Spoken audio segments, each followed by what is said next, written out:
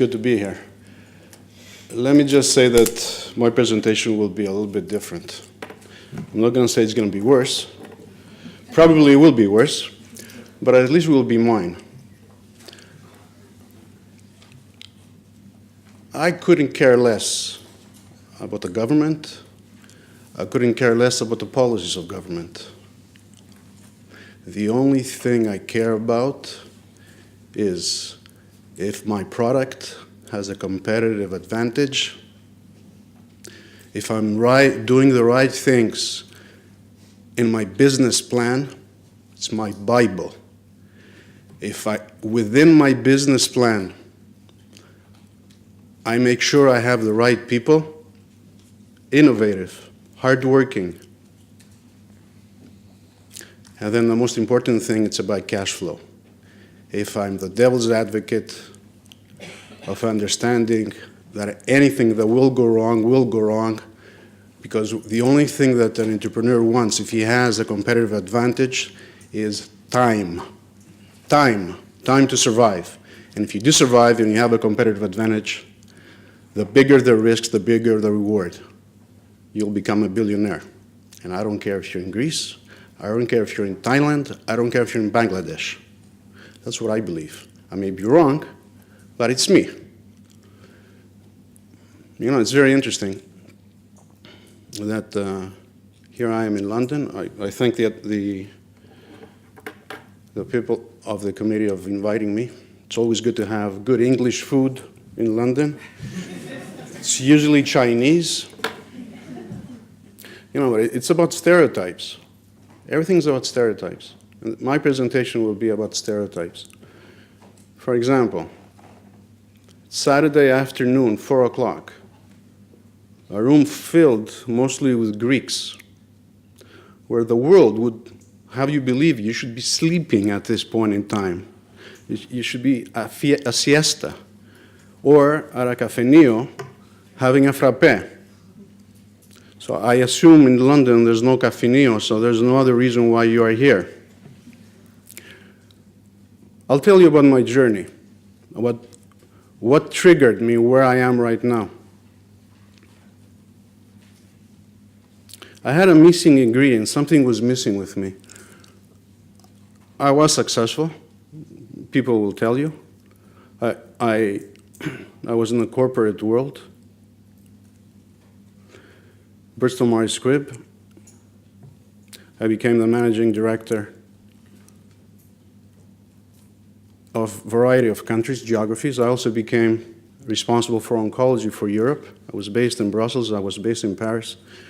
I was based in Brussels again. I was based in Budapest. And finally, in 2003, I came to Greece. But I was always an entrepreneur at heart, always. And I became an entrepreneur in 2010. But there was always something missing, especially in the last 5 years, because I became humiliated, I became embarrassed, I was deeply hurt of what was going on around the world. What I call that I had lost my Greekness. I had lost my pride. It was mentioned earlier from a previous presenter, Mr. Stergiou, and I totally agree with him. I'm not going to say he's right or wrong, because then I would be saying I am right. But I had lost my Greekness, and I found it. So my story today, which is, again, I'm not going to say it's right and wrong. My wife, my Greek wife, will definitely say it's wrong. She says that every day. But you cannot say it's wrong. So I'll start. And it was my introduction on my 15-minute Greek time presentation.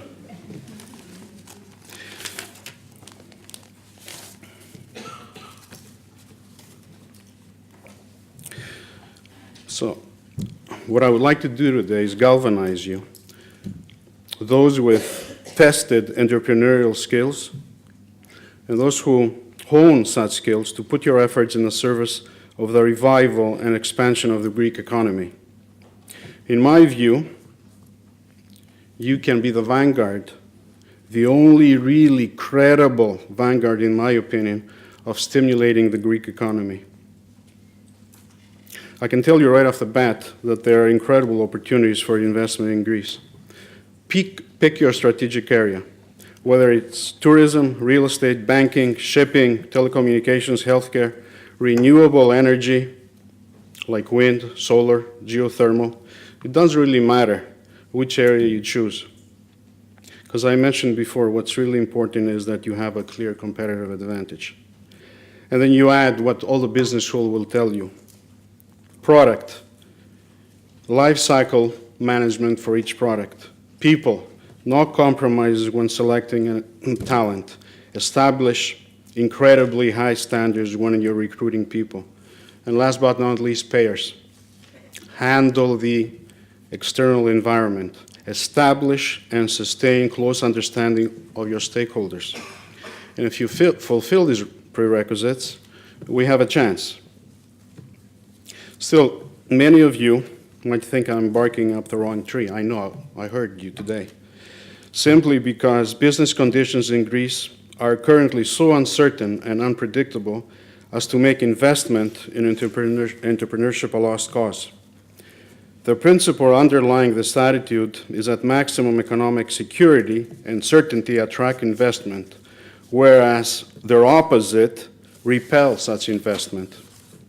Of course, there's much to be said for playing it safe, especially in Greece, where the business impulse is regularly stymied by ever-changing and ever more complicated bureaucratic requirements like taxes, which overnight go upwards, revision, etc.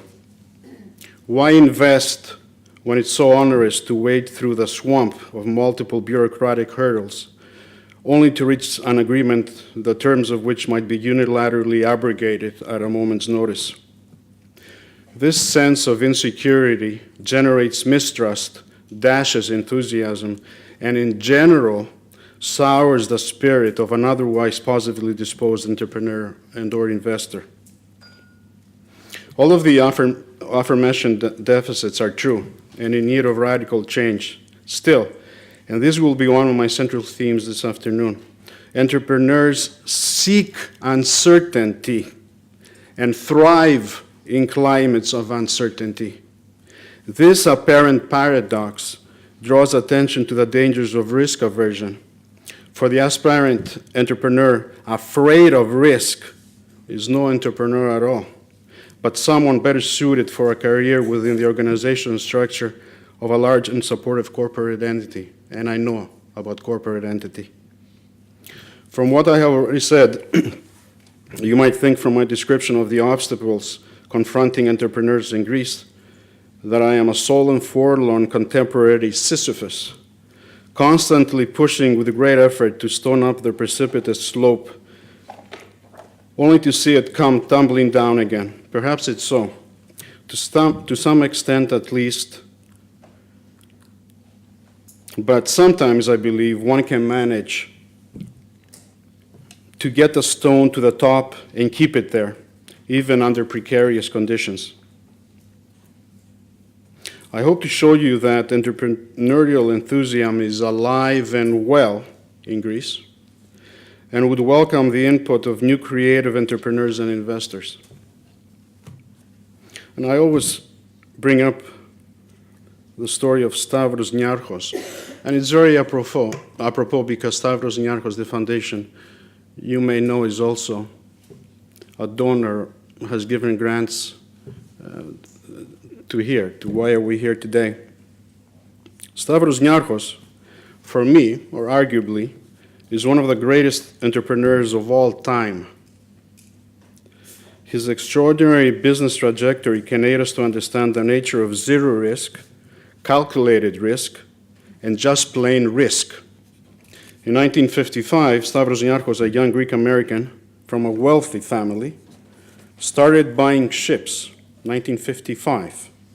Eventually, he built the biggest supertanker in the world at that time and named it after his newborn son, Spiros Niarchos. Consider the timing. We were in the middle of the Cold War. Many businesses or business people thought that World War III was imminent, and probably was. A few years later, it was the Cuban Missile Crisis. And they did what most business people do at a time of great uncertainty. And namely, they sell everything and convert their earnings to gold. Well, Stavros Niarchos, for whatever reason, did the opposite. Risk-taking, foolish risk-taking, or calculated risk-taking, you might ask. As we know, the Suez Crisis erupted in 1956, just a few months after the completion of the construction of the biggest supertanker in the world. As it turned out, the increasing demand for oil, propelled by the Suez Crisis, made him a multi-billionaire overnight and a giant in petroleum shipping. And his name will live forever. His name will live forever. I guess he was lucky. I think not. He made his own luck. Had things been otherwise, and he faced bankruptcy, no government would have bailed him out. This is a bracing story of calculated risk-taking at the best. High risk, high reward. And he didn't care what the government of Greece said, or the government of the United States. He didn't care about any government. And what follows, I don't want to bore you by reiterating things that you already know about entrepreneurship, and definitely I'm not going to give you the ultimate guide to the entrepreneurship in Greece. What I want to tell you in support of my, let's say, clarion call for ambitious entrepreneurs to consider assisting Greece is for the most part biographical. That is an account of what I have learned from my experience as an entrepreneur in Greece from 2010. I shall arrange my remarks loosely around 4 themes or questions. Firstly, my background, who I was and what I knew before I became an entrepreneur. The economic crisis, 2010, didn't you see it coming? Thirdly, my personal experience as a novice entrepreneur. What was it like to move from the corporate world to that of an entrepreneur in Greece? In the last section, I call it Winner Takes All, the rewards of entrepreneurship. Firstly, growing up in Montreal, was a very formative experience for me. I was just 7 years old when my parents immigrated to Canada from the island of Limnos. Upon arrival in Montreal, my parents, my sister, and I became part of a tightly knit, hard-working, but also inward-looking Greek community. At the time of our arrival, the Montreal Greek community was 75,000 strong, with everyone living within close reach of each other. Indeed, such was the size and closeness of the Greek community that many older arrivals from Greece, my parents included, never learned to speak either English or French beyond a few words and phrases. And speaking about immigrants of today, I will never forget how we were received in the Quebec of 1966, day and night. And I am proud, I'm very proud to be a Canadian, I'm very proud to be a Quebecois. It's my body and my brain, but my soul is totally Greek. I remember when I was young, we were fiercely proud of being Greek. So much so that, unlike Greeks of America, none of us changed or shortened our surnames. Some with rather embarrassing surnames might have wished to have been able to change their names, but they never did. Such too was the highly idealized conception of Greece, to which we felt absolute allegiance, that, though you may find this hard to believe, we youngsters in Montreal never swore in Greek, never. Swearing in Greek was for us an abomination, a betrayal of our heritage. Indeed, whenever we heard an older person swearing in Greek, we were deeply upset and we scolded him. The purity of the Greek language was sacrosanct for us. Of course, in all cultures, swearing under certain circumstances is a colorful and expressive facet of language. You might think, what the heck does this have to do with entrepreneurship? Everything. Just bear with me. So we youngsters swore, but only in our newly adopted languages. We were lucky because we could swear in two, both in English and in French. You can imagine the shock those of us so raised abroad felt when we first visited Greece, the land of our ancestors, upon encountering contemporary Greek cursing in our original homeland. It was a culture shock. It is a miracle we were not scarred for life. We were especially shocked by the ubiquitous M word, which occupied such a prominent position in colloquial Greek, a word which ultimately came to mean not just a pejorative insult, but a term of endearment. Interestingly, in my experience, not many of us, Diaspora Greeks, interesting English word, diaspora, raised as I was raised, adopted these locutions. So as I look back, I'm proud to be Canadian, I'm very proud to be Quebecois, and as far as the body and soul analogy, my body is Canadian, while my soul is Greek. So I'm not going to bore you with what I did. The Bachelor of Science degree in biology, I did an MBA at McGill, post-MBA at INSEAD. Most of you have done almost the same, or better. In 1989, I began my career with Bristol Myers Squibb. As I mentioned before, I became the managing director of our number of countries, geographies. I became the oncology director. I was responsible for Europe for oncology. I was based in Brussels and in Paris. And in 2003, I came to Greece for what was supposed to be 3 years. But my wife, who is Greek, had other ideas. So here we are. But I was an entrepreneur at heart. And that's when my entrepreneurial thing started. But my professional trajectory is similar to, though definitely less impressive, than some of the Greek giants of corporate management, namely Roy Vagelis, who's the ex-CEO of Merck Sharp & Dohme, in my opinion, the greatest pharmaceutical executive of all time. You may have heard of Andrew Leveris. He's the CEO of Dow Chemical and the chairman of the very important Hellenic Initiative, which I recommend you take a look at. And definitely Jamie Dimon, who's the CEO of JP Morgan Chase, perhaps the most important, most influential banker in the world. Just last week, he said to Obama, it's time to increase interest rates already. That was Jamie Dimon. So the next question is the economics crisis, and didn't I see it coming? The Greek business community actually did see it coming. And I hate to tell you this, but we welcomed it. We welcomed it with open arms. We initially felt confident that Greece and the Greek political class would finally be compelled, even belatedly, to implement necessary reforms. What was needed, among other things, was a truly transparent public sector, with all transactions computerized and accessible, a credible and comprehensive national property registry, an efficient and effective justice system.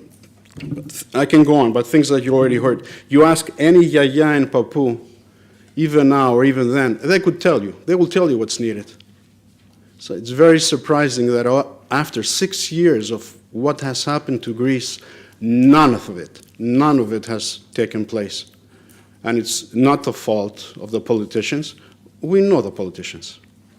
I personally expected nothing, and I got nothing. Actually, I got less than nothing because we got the banks closed. But we expected everything from the Troika. We expected everything. We expected from the IMF, the European Central Bank, the European Commission, we expected them to do the right things. Control expenses and grow. Control expenses and grow. And they came, and what did they do? Instead of controlling expenses, they cut. Cut, cut, cut.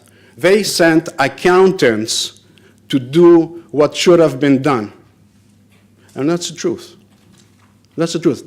Unfortunately, after 6 years, we have 1 million people more unemployed.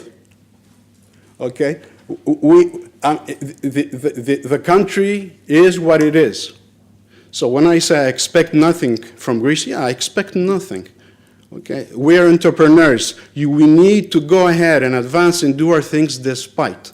If you're expecting help and policy changes in order for you to become an entrepreneur, you're not an entrepreneur. Go into the corporate world.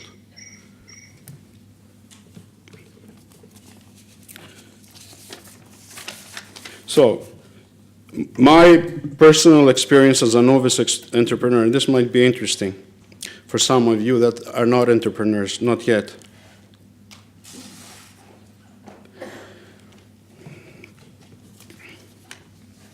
Firstly,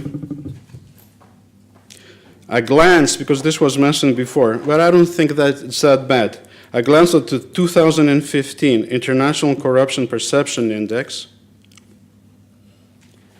Confirms that Greece is still bedeviled with transparency issues. The results, though, are not that bad. Out of 170 countries, it's the 58th position, with Italy listed at 61. Worse than Greece. Italy is worse than Greece as far as corruption is concerned. Arguably, there is corruption everywhere, even in those countries with squeaky clean transparency index ratings. And as you know, Greece is famous for pervasive bureaucratic red tape. What do you do to keep your head above water and your conscience clear when you're starting to discuss fakelakia? Well, never try to run the red tape battle on your own. You must have a knowledgeable and experienced lawyer, plus a capable and experienced accountant. You need consultants. These two crucial advisors can give you all the viable options and save you time. Second thing what I learned as an entrepreneur rather than an executive. In Greece, we know that family has been and remains preeminent. Once the word is out that you've returned or coming to the homeland as an entrepreneur, you will be bombarded by relatives, even distant ones, seeking positions for themselves or for others. Your yaya will come to you.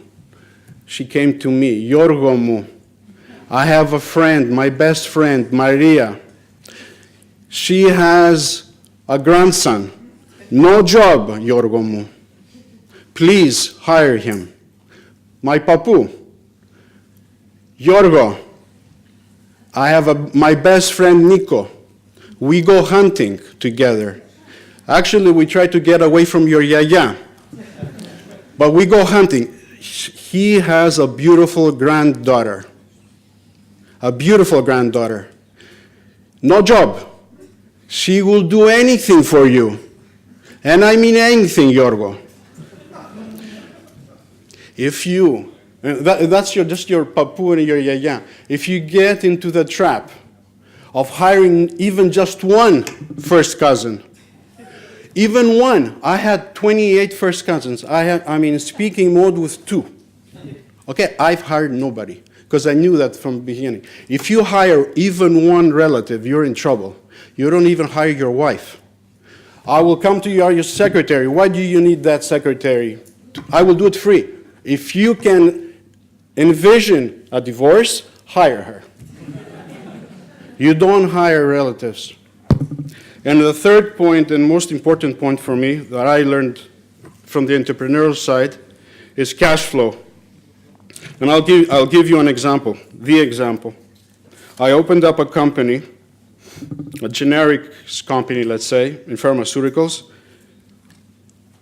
7 generics, CNS, central nervous system, meaning Parkinson's, Alzheimer, bipolar, you get the idea. All these 7 products becoming generic, they would have lost their patent with all of them within 1 year, which is very, very, very rare. Very, very, very rare. So I thought it was incredible opportunity. I knew it was an incredible opportunity. All these 7 products, when you file them to EOF, Greek FDA, in history, before what happened to me, you would have gotten approval within 8 months, maximum 12 months. Okay, so I did my business plan. I don't know about business plans. I did everything. I read it in, I read it out. Cash flow, perfect. Instead of cash flow for 8 months, I did it for a year and a half. Easy. You may know the story about EOF. They had 100 people working at the Greek FDA, okay? So the government offered for them to get early retirements. 50 of them left. And guess what? Nobody could replace them. Instead of 8 months to get the product in the market, it took me 3 years and a half. Cash flow. And that's what I always say. This is what I learned from my experience within that company. Anything that can go wrong will go wrong. Read your business plan. Read your business plan. Do the devil advocate thing. What if this doesn't happen in a year? How am I going to get paid? Where's the cash? If your father has 10 tankers, no problem. He'll sell 1. If you don't have 2 super tankers, well, cash flow. And the answer is, I'm going to the bank. Forget it. We're talking short-term expenses. You need to pay your employees. If you don't pay your employees, this is not Bristol-Myers Squibb. If the Bristol-Myers Squibb employees are not getting paid and they get paid after 2 weeks, no problem. This is a giant. If your company, your employees do not get paid in time, everybody knows. If you don't pay within time your suppliers, your competitors will go, and they are sharks. It happened to me. They are sharks. He's dead. Why are you working with him? Cash flow. Cash flow, cash flow. I don't know if I made my point. Thank you. So, I think I have nothing else to do this Saturday afternoon. I'm just going to go very quickly. Winner takes it all. High risk, high reward. You got everything. You can do anything you want. When you're an entrepreneur and you win, you can do whatever you want. You can do whatever you want. You can be Corleone. I will make you an offer you cannot refuse. You can go to the British Museum and say, I want my lady back. I want my lady back. She hasn't been with her 5 sisters for 2 centuries. You will make her an offer you cannot refuse. That type of thing. High risk, high reward. I don't know if, again, I've made my point. And actually, she shouldn't be here anyway. She shouldn't be here. The guy went, he looks up at the Parthenon and he says, I like the Parthenon. I think I'll take her home. So he starts taking her home. It's like me going to Sir Thomas, because Thomas was his name, and saying, I've had a fantastic dinner tonight. Thank you very much. I think I will take your wife home now. That's what Lord Elgin did. It's time for her to go home. So that's my winner takes all. There was 3 pages, which I did in 5 seconds. And my secret ingredient, because that's what I was supposed to talk about. The missing link, if you leave me 10 more minutes, I will donate 1,000 euros to your campaign. What's the name? If you leave me 5 minutes, just give me 5 minutes. Oh, okay. So I will finalize by saying that my missing link. If you donate 10,000, step down now. Thank you.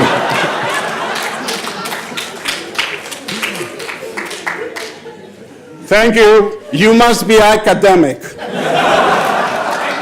You must be a professor. You must be a professor. Theories. My missing link. Just 2 seconds. My missing link. This was what supposed to be all about. I found my Greekness. I became proud of being Greek. I will never again bow to anyone. I am a descendant of all the people that you know. I don't care what everybody thinks. It was not my fault of what happened to Greece. I am not lazy. I am proud of being Greek. And that was the missing ingredients when you're talking with people outside. Thank you.